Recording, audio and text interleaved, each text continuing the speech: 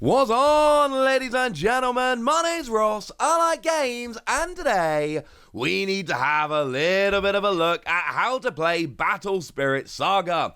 This is the new card game, and look, I've been under no false impressions here. I'm excited about this game. I think this game looks good. I am going to be playing this game, and I hope some of you play this game as well. But we need to know how to play the game if we're going to be playing the game, so let's get rolling, shall we? Although actually, before we get rolling, do remember, this is the game that is putting up $1 million of prize money for the first season, so this might be a game that is worth playing, not just in terms of fun, but also, you know, there's some good prizes going on. Now, first things to point out here is there's no deck building restriction. When you're building your deck, you can have up to 4 cards of the same name in a deck. That's pretty standard.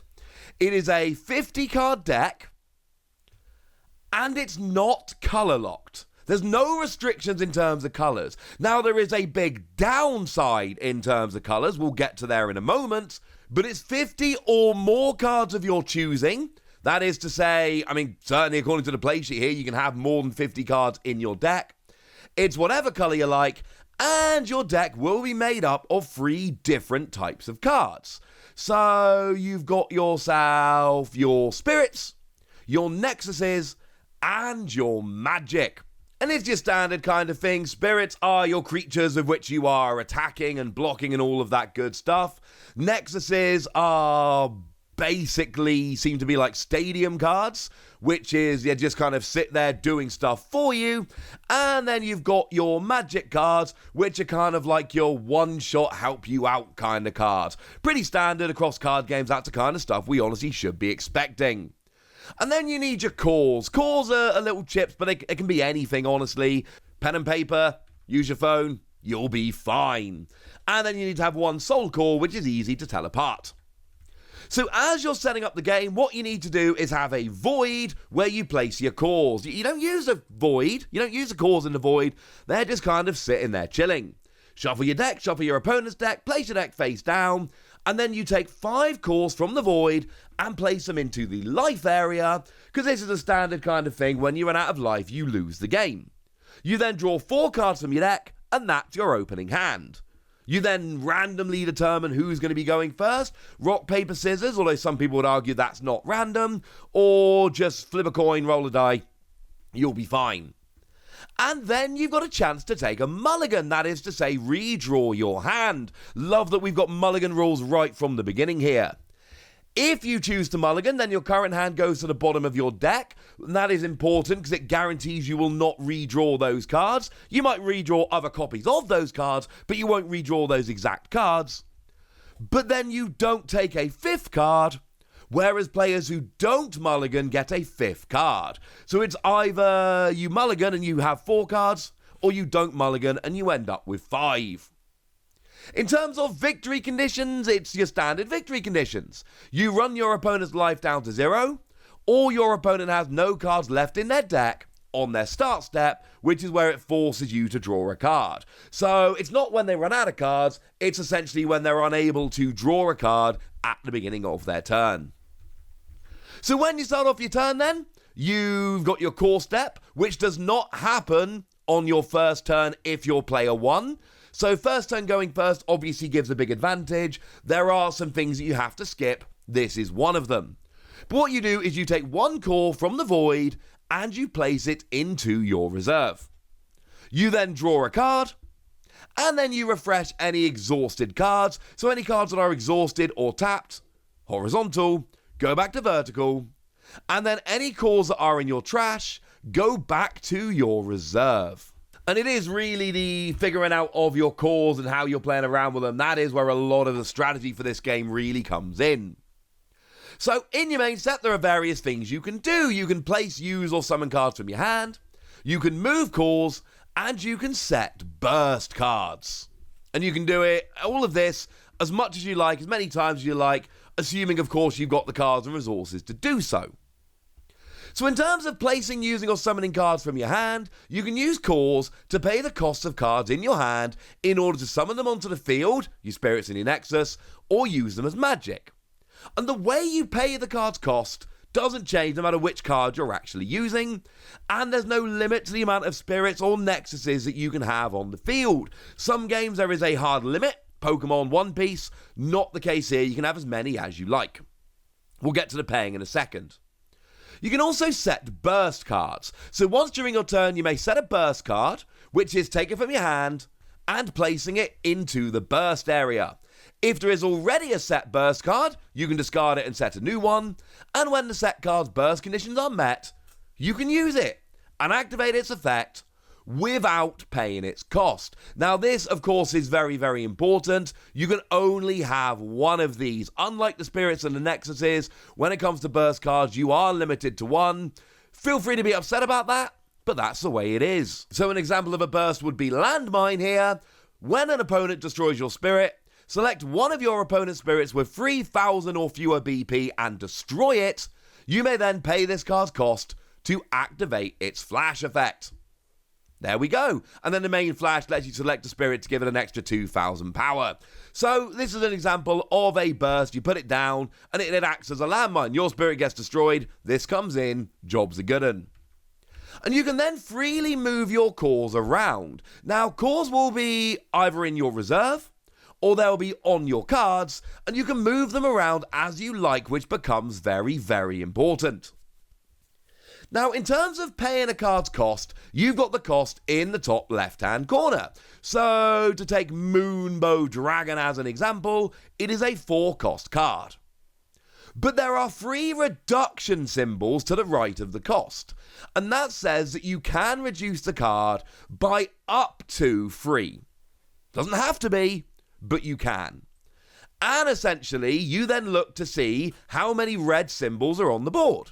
If I've got 3 red symbols on the board, so you can see that Moonbow Dragon there has got a red symbol in the bottom right-hand corner. So if there's 3 Moonbow Dragoon on the board, and I want to play a 4th one, it's a 4 cost, but I can reduce it by up to 3, and I do have 3 red symbols on the board, so that 4th Moonbow Dragoon is only a 1 cost rather than being a 4 cost. This, incidentally, is where the colours come in. I can mix colours as much as I want, but Moonbow Dragoon is only reduced by red symbols on red cards. If I've got 3 blue cards out, then there's no red symbols I can use to reduce. That is the downside of mixing colours. You can mix colours as much as you like, but it's going to be harder to get full value in terms of reducing your cost. So you're looking at the card cost, minus your reduction symbols you're allowed to use, and remember that is how many are on the field of the same colour up to the limit in the top left-hand corner of the card. Nice! You then have to move a number of cores equal to the net cost into your trash, and again they can come from the reserve or they can come from cards that are already on the field. Doesn't matter where they come from, but you've got to move that many cores to your trash, bearing in mind during refresh, all of the cores from your trash go to your reserve. So they're coming back, you just don't have them for the rest of this turn, but you'll have them for next turn. And then in order to finish summoning a spirit or placing a nexus, cores from the reserve or the field must go onto your new card, and you must have at least as many indicated for the lowest level. So to go back to Moonbow Dragoon, I can have 1 core on there, and that would give me a level 1, 3,000 power, or I could put 4 cores on there, and that would give me a level 2, which would then have 6,000 power, but you'll notice that the skill is the same for all 3 levels, it's not always, so that's a decision you need to make. If you end up with no cores on there, or you don't have enough cores for the lowest level, then the card does end up being destroyed and goes into your trash. So once I've put those cores onto Moonbow Dragoon this turn, I can move them off next turn, but then if I do that, I might end up destroying my character, and that's what spirit, and that's what I mean about controlling your cores. That is the real crux of this game. There's plenty of this game which is exactly what we would expect, paying to play your cards, taking out the life, blah blah blah, usual kind of stuff, but the hook of this game is the cores. Being able to move them around the field, being able to use them to pay for cards, or move them to power up cards as often as you like, that is where this game gets super, super interesting. And then you finish off with attacking, although player 1, first turn, does not attack. So first player going first does not put a core into their reserve and does not get to attack. So you can attack with a refreshed spirit, that's vertical, not horizontal, by exhausting it, putting it horizontal, and your opponent may then block with a refreshed spirit. Anyone can block with anything here, there is no blocker skill, all of your spirits can block. And you can attack as much as you like, as long as you have enough refreshed spirits available. If your spirit is not blocked, then you reduce your opponent's life by an amount equal to the attacking spirit symbols. Yes, they are the same symbols you use to reduce cost. And the lost life goes into the reserve, but remember, cores in the reserve can be used to pay for cards or moved on to cards. So there's always an advantage in every game. There's always an advantage when your life is lost. The advantage here is that life lost goes into your reserve, which can then be used on your turn to pay for cards, power up cards, etc.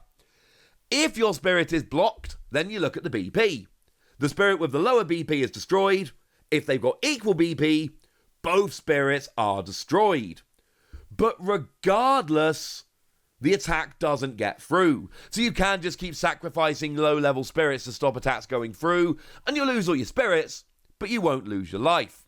Usual deal, of course, any cores that are on any destroyed spirits go into the reserve. It all just goes into the reserve. Unless you're using it to pay, in which case it goes into the trash. But then at the end of the turn, it goes into the reserve because these cores keep getting cycled around. And that is, like I keep saying, that is the crux of the game. That is what really interests me about this game. There are going to be so many games that are going to be won and lost because a player didn't allocate their cores correctly. And I love this. I want games to be won and lost on skill rather than luck, and it's a card game. There's going to be a luck element, what you draw, when you draw it, etc. But moving these cores around is what's going to make things very, very interesting. But we should probably talk about the flash window before we finish. You see, I showed you on Moonbow Dragoon that there is a flash, awaken, so we need to figure out exactly when that timing comes in. Well, there's actually two windows, before and after declaring a block. You can use card effects labelled flash during these windows, and you pay the card's cost the same way as described in the main step. The defending player gets the first chance to either use a flash or pass, followed by the attacker, then the defender, and so on. But if both players pass one after another, then the flash window ends and you're done. And then you get to the end step, temporary effects come to an end, switch to your opponent, round and round we go. So if we take a quick look back at those cards now with a little more context, you can see that Moonbow Dragoon is a 4 cost that can reduce the cost by 3, has 1 symbol on, and has got 3 levels you can build up with, as well as that flash skill. Volcanic Break is a magic that's got a main or flash skill that selects an opponent's spirit with 3,000 or fewer BP and destroyed it, though you can bump it up to 6,000 power. And then we've got Scorched Battlefield, which is a 4 cost card, which can be reduced by 2. And it's got 2 levels. Level 1, you don't need to put any cores on, which is pretty gosh darned awesome. And all your red spirits get 1,000 power during your attack step. But if you go up to level 2, you draw a card when you reduce your opponent's life. Hopefully they make a bit more sense now we've looked at the rules. So there we go, ladies and gentlemen. That's your basic rules of Battle Spirit Saga. When I'm trying to play a new card game, I'm looking for a hook. I'm looking for something interesting, something different.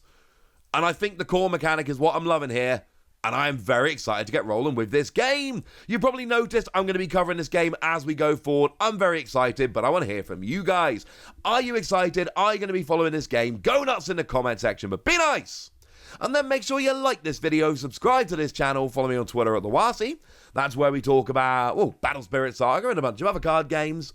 And please do consider checking out patreon.com/PTCG Radio, where you can support the channel, get some bonus podcasts, all kinds of fun things. But by far the most important thing as always, look after yourselves till next time, would ya? Thank you very much for watching. My name's Ross, and you've been watching Wasi Plays.